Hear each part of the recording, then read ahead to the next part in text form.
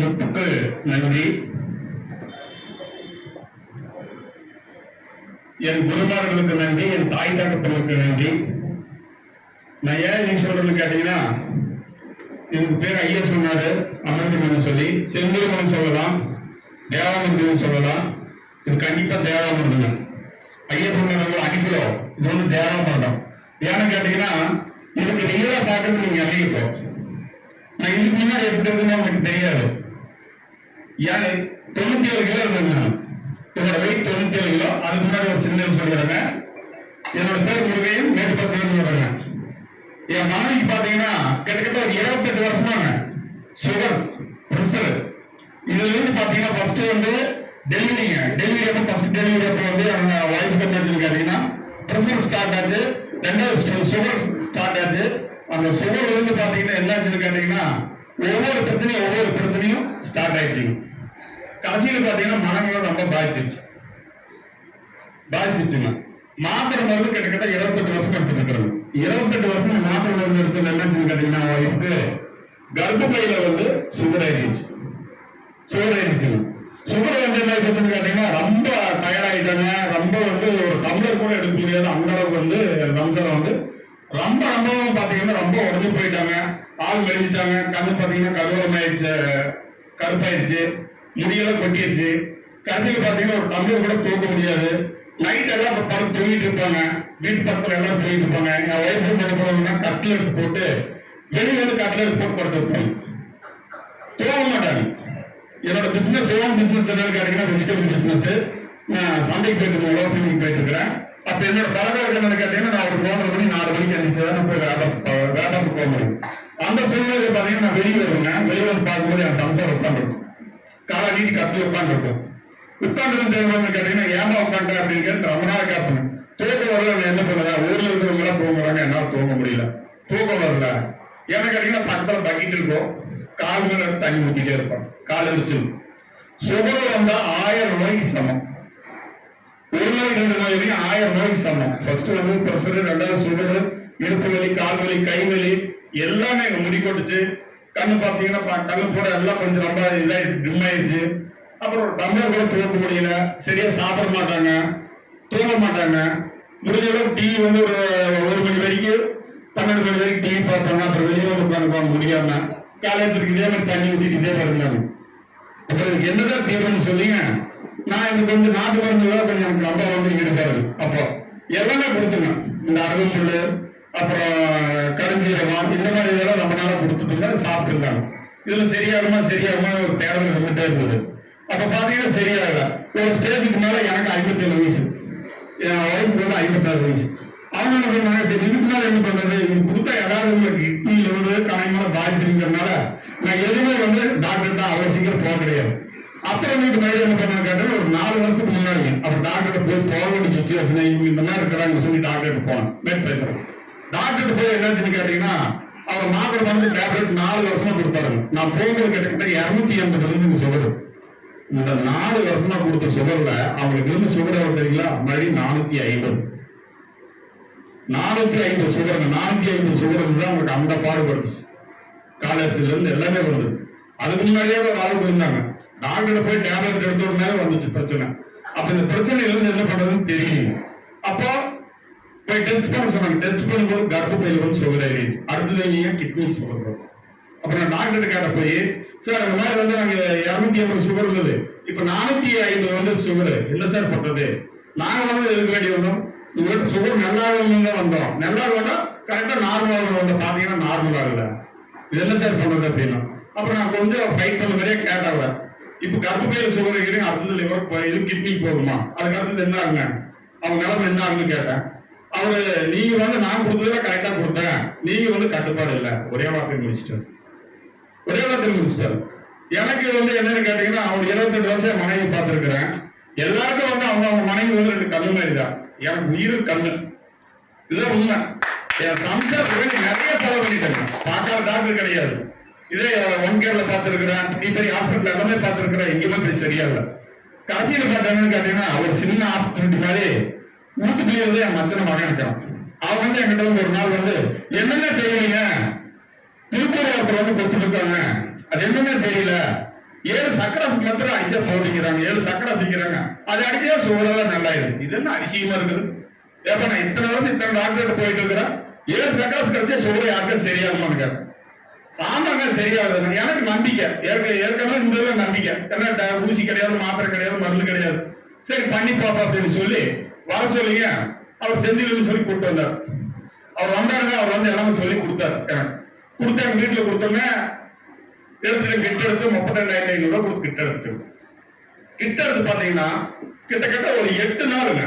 ஒரு 8 நாள் இங்க பாத்தீங்கன்னா என் சம்சாரத்தை நான் கவனிச்சுட்டே இருக்கேன். என் சம்சாரத்தை ஏன்னா அவங்க என்ன பண்றாங்க ஏது பண்றாங்கன்னு என் மைண்ட்ல அப்படியே செட் ஆயிடுச்சு. பாத்தீங்கன்னா கொஞ்சம் அவங்க என்ன பண்றாங்க ஏது பண்றாங்கன்னு பாத்தீங்கன்னா கொஞ்சம் டிஃப்ரெண்ட் அப்படியே மாறிட்டே வந்துச்சு. மாறிட்டு வந்து மாற பாத்தீங்கன்னா அந்த 8 நாள் பாத்தீங்கன்னா அந்த டம்ளர் தண்ணி தூக்காதவங்க வந்து அவங்களே போய் எல்லா வேலையும் கொஞ்சம் செய்ய ஆரம்பிச்சிட்டாங்க. 14 நாள் இருக்கும்போது பாத்தீங்கன்னா வீடு கொட்டுறாங்க, வாசல் கொட்டுறாங்க, எல்லா வேலையும் செய்ய ஆரம்பிச்சிட்டாங்க. எனக்கு அதிசயமா போச்சு என்னடான்னு சொல்லி. என்னடா ஒரு 3/4 ஸ்பூனு தான் தண்ணி வந்து ஒரு 5 சொட்டு இது குடிச்சு இந்த ஸ்ப்ரே அடிச்சு இந்த அளவுக்கு கேட்குறாரு. அப்படியே மாற்றம் பாத்தீங்கன்னா கண்ணுல இருக்கிறது, அப்புறம் பாத்தீங்கன்னா தலைமுடி கொட்டுறது எல்லாமே பாத்தீங்கன்னா இதாகி போச்சுங்க. கிட்டத்தட்ட ஒரு கிட்ட கொடுத்து 72 நாள் 72 நாள் இப்படி வந்துட்டாங்க. உண்மை அது இப்படி வந்துட்டாங்க. மூணு பாத்தீங்கன்னா பூரா எல்லாம் கலர் மாறிடுச்சு, முடிவெட்டுறது இருந்துச்சு. அப்புறம் பாத்தீங்கன்னா ஒரு 24 நாளைக்கும் போது எல்லா வேலையும் அவங்க செய்ய ஆரம்பிச்சிட்டாங்க. காலையில வந்து காலையில 4 மணிக்கு தான் தூங்குவாங்க, 5 மணிக்கு தூங்குவாங்க. நைட் எந்திரிக்கிறது பாத்தீங்கன்னா அவங்க எந்திரிக்கிற டைமே பாத்தீங்கன்னா கிட்டத்தட்ட ஒரு 12 மணி 1 மணிக்கு எந்திரிப்பாங்க. அப்பேற்பட்டவங்க 7 மணிக்கு எந்திரிச்சு எல்லா வேலையும் செஞ்சுட்டாங்க. நான் உலகத்திலிருந்து வரும்போது வேலை முடிச்சுட்டு வரும்போது ஓட்டக்கரை சாப்பிட்றத டெய்லி எனக்கு. ஆனா இந்த முட்டு கொடுத்ததுக்கு அப்புறம், இந்த செந்தூரம் கொடுத்ததுக்கு அப்புறம், இந்த தேவாமரப்பு கொடுத்ததுக்கு அப்புறம் நான் வீட்டுக்கு 11 மணிக்கு போகும்போது ரெடியா இருக்கு சாப்பாடு குழந்தை போய் நல்லா ரெடியா இருக்கு. அவ்வளவு மகிழ்ச்சியா இருந்ததுங்க. அப்புறம் டப்புன்னு என்னன்னு கேட்டீங்கன்னா நான் கொஞ்சம் சாப்பாடு பெரியது. நான் என்ன பண்ணுவேன்னு கேட்டீங்கன்னா நான்வெஜ் கொஞ்சம் அதிகமாக சாப்பிடுவேன். ஞாயிற்றுக்கிழமை பிரியாணி செஞ்சாங்கன்னாங்க அடுத்த நாள் சூடு பண்ணி 2வது நாள் சாப்பிடுவேன். மத்தியானம் சாப்பிடுவேன், காலையில் சாப்பிடுவேன், மத்தியானம் சாப்பிடுவேன். நான்வெஜ் நிறைய சாப்பிடுவேன். நல்லா ஃபுட்டு நிறைய எடுத்துக்கோங்க. அப்புறம் பாத்தீங்கன்னா இந்த பேல்பூரி, இது சில்லி, மீன் இதெல்லாம் இருக்க மாட்டேன், முட்டை கவுச்சி இது எல்லாமே. அப்ப என்ன கேட்டீங்கன்னா எக்ஸசைஸ் 97 கிலோ ஆயிடுச்சு. அப்புறம் பார்த்தா எனக்கு டைப்பர் காய்ச்சல் வந்துச்சு. டைப்பர் காய்ச்சல் வந்து என்ன பண்ணாங்க, ராமகிருஷ்ண ஹாஸ்பிட்டல் கொண்டு அட்மிஷன் பண்ணாங்க. அட்மிஷன் பண்ணி செக் பண்ணும்போது என்னட்டாங்க, இவருக்கு பம்பிங் வந்து கம்மியா இருக்கு, ஏஞ்சோ பண்ணணும் பம்பிங் வந்து கம்மியா இருக்கு அப்படின்னா. அப்புறம் பாத்தீங்கன்னா ஒபிசிட்டி ஜாஸ்தி, ரொம்ப வயிறு ரொம்ப பெருசா இருந்து, கைகளெல்லாம் கொஞ்சம் ரொம்பவும் இதாக இருந்து, வெயிட் அதிகமா இருக்கு. அப்புறம் பார்த்து என்ன பண்ணு கேட்டீங்கன்னா, சரி டாக்டர் 4 நாள் அட்மிஷன் ஆனோம். அவரை எல்லாம் டெஸ்ட் பார்த்துட்டு ஏஞ்சோ பண்ணணும்னாரு, எல்லாம் பண்ணணும் பண்ணலீங்க. அப்புறம் எனக்கு நம்பிக்கை, சரி எடுத்துடலாம், முப்ப எடுத்துடலாம் சொல்லிங்க. அப்புறம் நான் வந்து ட்ரை பண்ண பாத்தீங்கன்னா 97 கிலோ நின்னோம்.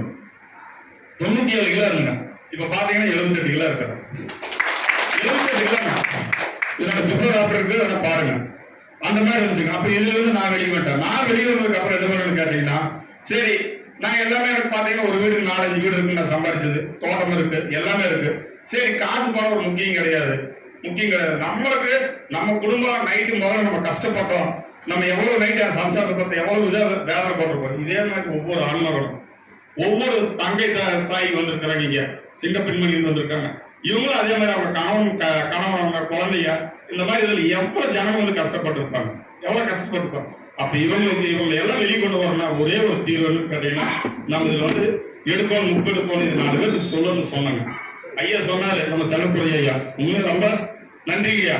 அவர் கிளாஸ் எடுத்தது அருமையா இருந்ததுங்க. அத்தனை உண்மைங்க, கிடையாது. அவர் சொன்னது 100க்கு 1000% உண்மைங்க.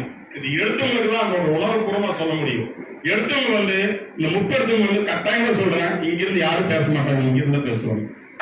இந்த வார்த்தை இங்கிருந்து வரும். ஏன்னா உண்மை தவிர எதுவும் பேச மாட்டாங்க. ஐயா சொன்னாரு, அவங்க ஐயாவுக்கு வந்து கிட்னி ப்ராப்ளம் சொல்லி. நான் என் மனைவி பத்தி பேசுறேன். செல்லதுரை ஐயா வந்து பேசுறாருங்க, அவங்க மனைவியோட சூழ்நிலை.